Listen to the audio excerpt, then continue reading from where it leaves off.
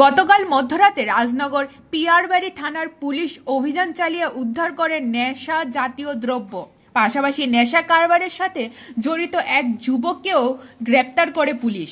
গোপন সংবাদের ভিত্তিতে রাজনগর আরডি ব্লকের রাজনগর পিয়ারবাড়ি থানাধীন উত্তর শ্রীরামপুর নোয়াবাদ এলাকার রামেশ্বর দেবনাথের বাড়িতে অভিযান চালায় পুলিশ ও টিএসআর বাহিনী। রাজনগর পিয়ারবাড়ি থানার ওসি রতন রবি দাসের নেতৃত্বে চলে এই অভিযান। দীর্ঘ 1 ঘন্টার উপরে বাড়িতে তল্লাশি চালিয়ে বাড়ির বিভিন্ন স্থান থেকে 125 বোতল বিভিন্ন ব্র্যান্ডের বিলেতি মদ উদ্ধার করে পুলিশ। নেশা সামগ্রী উদ্ধার হওয়ার পরই বাড়ির মালিক রমেশ দেবনাথকে গ্রেপ্তার করে রাজনগর পিয়ারবাড়ি থানাতে নিয়ে আসে পুলিশ।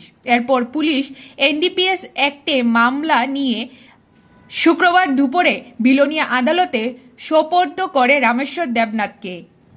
রাজনগর পিয়ারবাড়ি থানাতে মামলার নম্বর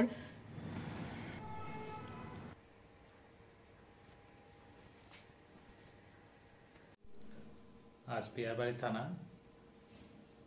উত্তর শ্রীরামপুর নোয়াবাদ গ্রামে রামেশ্বর দেবনাথের বাড়িতে আমরা রেড করি। ওনার বাড়ি থেকে 100 বোতল ফেন্সিডিল, বিভিন্ন জাতীয় বিলিতি মদ 125 বোতল সিজ করি এবং রামেশ্বর দেবনাথকে আমরা অ্যারেস্ট করি। এই বিরুদ্ধে আমরা একটি মামলা নিয়েছি, মামলা তদন্ত করছি এবং ওনার সাথে এই ব্যবসায় আর কে কে জড়িত আছে আমরা এগুলো তদন্তের মাধ্যমে বের করব। Bureau report, জনদর্পণ।